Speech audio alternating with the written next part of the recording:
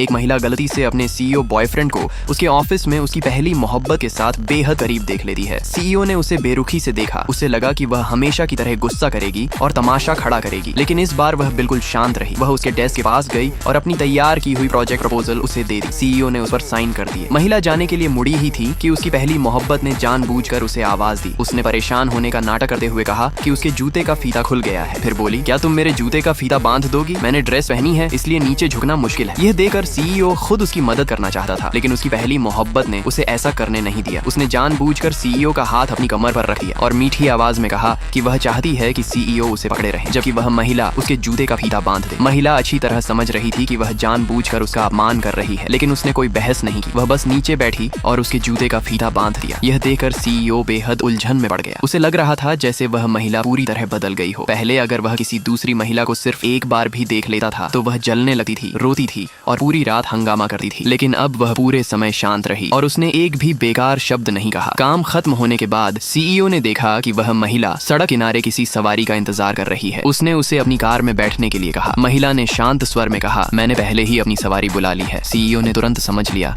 कि वह सिर्फ नखरे कर रही है और चाहती है कि वह उसे मनाए, इसलिए उसने अधीर होकर कहा, इतना ड्रामा मत करो। ऐसा नहीं है कि तुम पहले मेरी कार में नहीं बैठी हो, हम दोनों इससे भी ज्यादा करीब रह चुके हैं। अब अजनबियों जैसा व्यवहार क्यों कर रही हो? अंदर बैठो। महिला आखिरकार उसकी कार में बैठ गई। सीईओ मन ही मन उसे नीचा समझ रहा था। उसे लगता था कि क्योंकि दोनों पहले इतने करीब थे, इसलिए उसका उसकी कार में बैठना स्वाभाविक था। उसे यह भी लगता था कि ब्रेकअप के बाद भी वह कंपनी में सिर्फ इसलिए रुकी हुई है क्योंकि वह उसे छोड़ नहीं पा रही। इसीलिए उसने सोचा कि कुछ दिनों तक जानबूझकर उसे नजरअंदाज करेगा और उसका गुस्सा थोड़ा शांत होने देगा। लेकिन उसे नहीं पता था कि जिस दिन उसने उससे कहा था, हम बस मजे कर रहे थे, इसे इतना गंभीरता से मत लो, उसी दिन उस महिला की आंखें पूरी तरह